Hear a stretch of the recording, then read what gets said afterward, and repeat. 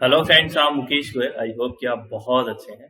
और फ्रेंड्स, हम बात कर रहे हैं कि जो इन्वायरमेंट साइंस के जो लेटेस्ट पीवाईक्यूज आए हैं उसके बारे में डिस्कस कर रहे हैं। आपने इस सीरीज का पहला लेक्चर भी देखा होगा और अब सेकंड लेक्चर पे बात कर रहे हैं। अगर ये सेशंस आपको अच्छे लग रहे हैं तो मैक्सिमम लोगों के साथ शेयर करिए, लाइक और कमेंट्स करके भी बताते रहें।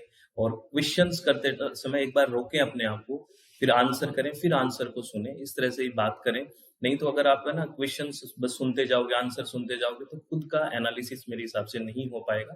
तो आराम से सुने। आज जो हम क्वेश्चंस की बात करने वाले हैं ना फ्रेंड्स, वो एक तरह से ऐसे कंफ्यूजिंग क्वेश्चन है और मैं अश्योर हूं कि आप कहीं ना कहीं उसके गलत आंसर करोगे और बहुत सिली मिस्टेक्स के साथ आंसर्स गलत होंगे। एक बार आप प्रैक्टिकली देखना और फिर मुझे कमेंट में बताना कि आपसे गलतियां हुई थी या नहीं हुई थी, है ना। वन लाइनर ऑप्शंस में भी आप कैसी गलतियां कर सकते हो और इस तरह के क्वेश्चंस पूछे जाते हैं।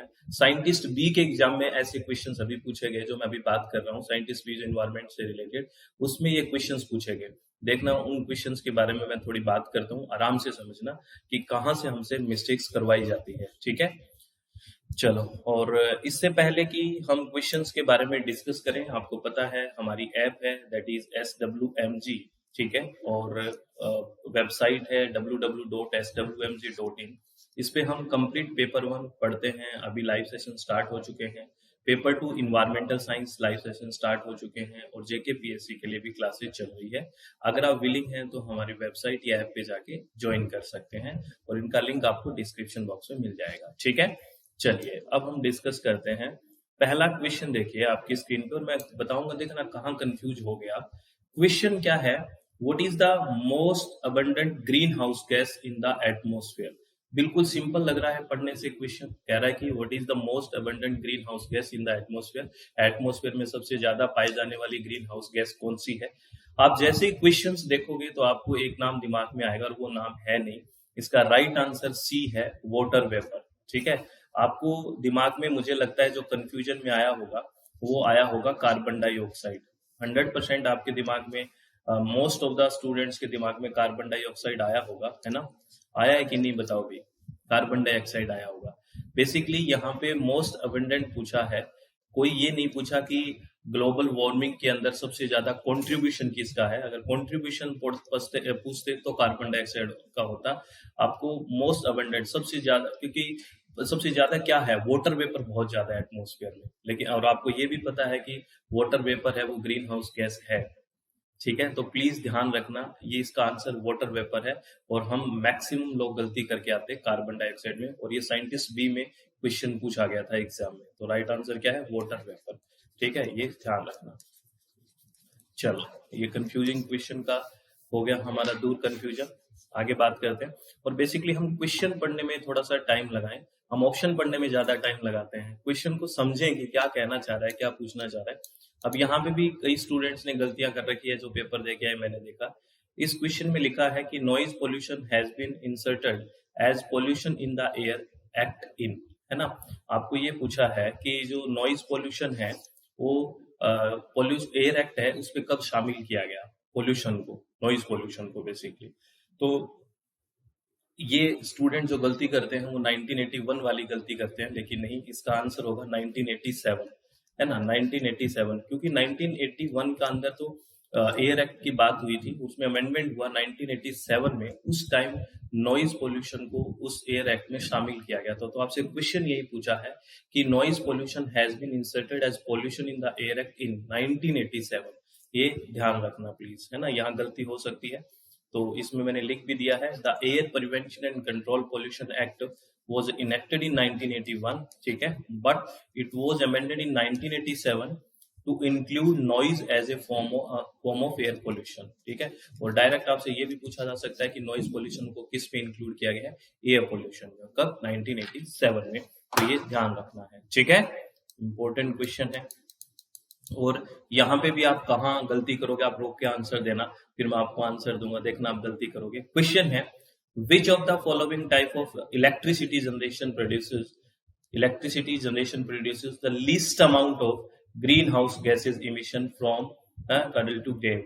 यानी कि नीचे कुछ बेसिकली हमें सोर्सेज दिए गए हैं, है ना, इलेक्ट्रिसिटी जनरेशन के। तो सबसे least green house gas emission कौन करेगा, आपसे ये पूछा गया है। तो अगर हम इस क्वेश्चन को देखेंगे तो बहुत सारे स्टूडेंट्स जो आंसर करने पे जाएंगे वो कौन सा करेंगे, बहुत सारे स्टूडेंट्स की बात कर रहा हूँ, वो ऐसे देखेंगे क्वेश्चन को और अपना दिमाग लगाएंगे और कहीं ना कहीं वो मुझे लगता है बायोमास पे जाएंगे, लेकिन नहीं, इसका राइट आंसर न्यूक्लियर है। क्या है? न्यूक्लियर। अगर आपका न्यूक्लियर है तो ठीक है भाई, ठीक है, न्यूक्लियर है तो ठीक है, क्योंकि यहाँ पे कोई फ्यूल ऐसा यूज नहीं होता जिससे ग्रीन हाउस गैसेज निकले, ठीक है ना। लेकिन बायोमास कैसा सोर्सेज है ना, वहां से वो निकलने की संभावना है, कार्बन वार्बन जलेगा तो यहाँ पे जो least amount of green house gas emission है वो न्यूक्लियर से होगा, ठीक है। ये देखो वन लाइनर कहीं ना कहीं कंफ्यूजन कर जाता है ना, तो ध्यान रखना please. Next, method use for softening water containing permanent hardness, है ना। हम वाटर हार्डनेस की बात करते हैं, एक हार्डनेस होती है टेम्परेरी हार्डनेस, जिसको सिंपल बॉइलिंग अगर हम करते हैं तो वो हार्डनेस चली जाती है सिंपल बॉइलिंग से। लेकिन परमानेंट हार्डनेस को कैसे दूर करें, आपसे ये पूछा है उसको सॉफ्टनिंग करने के लिए। पहला कह रहा है कि लाइम सोडा प्रोसेस से कर सकते हैं, सेकंड कह रहा है कि जियोलाइट प्रोसेस, थर्ड बोल रहा है कि रिवर्स ऑस्मोसिस, और लास्ट ऑप्शन कह रहा है ऑल द थ्री। तो इसमें जो लास्ट ऑप्शन है वो बिल्कुल ठीक है, क्योंकि जो भी परमानेंट हार्डनेस है वो बॉइलिंग से तो जाएगी नहीं, उसमें हम केमिकल एक प्रोसेस डालना पड़ेगा। तो लाइम सोडा प्रोसेस से भी, जियोलाइट प्रोसेस और रिवर्स ऑस्मोसिस से भी हम परमानेंट हार्डनेस को चेंज कर सकते हैं या सॉफ्टनिंग कर सकते हैं वाटर की। तो all of the three is the right answer, ठीक है, ये राइट आंसर जाएगा। अच्छा क्वेश्चन था, ये ध्यान रखना है आपको, है ना। इनके बारे में थोड़ा डिटेल में हम बात करते हैं। Lime soda process, this method can remove both temporary and permanent hardness. जो हम बात कर रहे हैं लाइम सोडा प्रोसेस ना, ये दोनों तरह की हार्डनेस, टेम्परेरी और परमानेंट हार्डनेस को रिमूव कर सकता है bye precipitating calcium and magnesium ion as carbonate. Zeolite process brings to action sodium ion with calcium and magnesium ion, effectively removing permanent hardness. Zeolite जो process है, और reverse osmosis RO, this process remove dissolved salt and mineral from water by forcing it through a semi-permeable membrane, thereby softening the water. ठीक है, तो इसमें तीनों use होते हैं, तीनों प्रोसेस से हम कर सकते हैं, ये आपको ध्यान रखना है, ठीक है। नेक्स्ट क्वेश्चन है, आपसे पूछा है कि the velocity of flow in A sedimentation tank is generally kept at. अब बेसिकली जब हम वाटर ट्रीटमेंट की बात करते हैं तो वाटर को हम कितना रोक के रखें जिससे उसको प्रोसीडिंग हो जाए, है ना, सेडिमेंटेशन हो जाए, रुक जाए, मतलब जो भी पार्टिकल्स है वो सेटल डाउन हो जाए। तो आपसे पूछा है कि द वेलोसिटी ऑफ फ्लो, है ना, कि कितना फ्लो हो वेलोसिटी का इन ए सेडिमेंटेशन टैंक, जनरली कितना रखा जाता है, कितना रोका जाता है पानी, या किस फ्लो से गुजारा जाता है जिससे सेडिमेंटेशन अच्छा हो, ये क्वेश्चन पूछा है। शायद आप क्वेश्चन समझ गए होंगे। क्वेश्चन है the velocity of flow in A sedimentation tank is generally kept at, कितना रखा जाता है, ये क्वेश्चन रखा, आंसर होगा इसका 0.3 मीटर पर मिनट, ठीक है ना। इसका राइट आंसर है 0.3 मीटर पर मिनट। वेलोसिटी ऑफ फ्लो है तो याद रखना 0.3 पर मिनट, ये वैल्यू याद रखना। जनरली इतना बेसिकली वेलोसिटी ऑफ फ्लो रखा जाता है, ठीक है। चलो ऑप्शन देखो कितने कंफ्यूजिंग है ना। नेक्स्ट क्वेश्चन, कह रहा है under which rule of government guideline for solid waste management are followed today, है ना। जो सॉलिड वेस्ट मैनेजमेंट आजकल जो चल रहा है या हो रहा है वो कौन सी रूल के अकॉर्डिंग हो रहा है। तो यहाँ पे आपको दो जगह कंफ्यूजन होगा, अगर जो स्टूडेंट अच्छे से पढ़ा है उसको भी कंफ्यूजन हो सकता है यहाँ पे। एक तो उसको होगा सॉलिड वेस्ट मैनेजमेंट रूल 2016 में, और एक उसको हो सकता है municipal solid waste management rule 2016 में, क्योंकि दोनों ही 2016 है। तो बेसिकली ये जो आज हो रहा है this is solid waste management rule 2016, याद रखना, क्योंकि ये सॉलिड वेस्ट मैनेजमेंट की बात कर रहा है। आज कौन सा यूज कर रहा है, solid waste management rule 2016, D option is the right answer. अब ये सारे ऑप्शन वैसे तो कंफ्यूज आएगा, क्योंकि आपको लगेगा सॉलिड वेस्ट मैनेजमेंट हो रहा है तो हो सकता है municipal waste management rule 2016 follow किया जा रहा है कि नहीं, क्योंकि म्युनिसिपल से वेस्ट निकलता है वो मैक्सिमम सॉलिड वेस्ट की बात करते हैं। इस तरह से बात दिमाग में आ सकती है, ठीक है। तो ये ध्यान रखना, इसका राइट ऑप्शन कौन सा है, D is the right option, solid waste management rule 2016, ठीक है। नेक्स्ट क्वेश्चन, चलो पहले इसको एक्सप्लेन कर लेते हैं। कह रहा है क्या the current rule governing solid waste management rule in India are the solid management rule 2016, which replaced the older municipal solid waste management rule 2000, जो 2000 में था उसको रिप्लेस करके आया है 2016, है ना। नेक्स्ट बात करते हैं क्वेश्चन की। नेक्स्ट क्वेश्चन है global agreement in specific control strategy to reduce the release of ozone depleting substance was adopted by. अब बेसिकली यहाँ पे ओजोन डिप्लीटिंग सब्सटेंस के बारे में बात की है कि कौन सा ऐसा एग्रीमेंट है जो ओजोन डिप्लीटिंग सब्सटेंस पे रिलीज पे बेसिकली काम किया, या किस एग्रीमेंट में इसकी बात की। तो यहाँ पे दो चीज ऐसी है, एक तो वियना कन्वेंशन और एक मॉन्ट्रियल प्रोटोकॉल, दोनों ही ओजोन पे काम करते हैं। लेकिन जो वियना कन्वेंशन जो 1995 में आया, उसने ओजोन के बारे में बात की थी कि ओजोन को प्रोटेक्ट करना चाहिए। लेकिन जो मॉन्ट्रियल प्रोटोकॉल 87 में, इसने ये कहा कि उन सब्सटेंस पे जो हमें कंट्रोल करना चाहिए, जो सब्सटेंस बेसिकली ओजोन लेयर को डिप्लीट कर रहे हैं।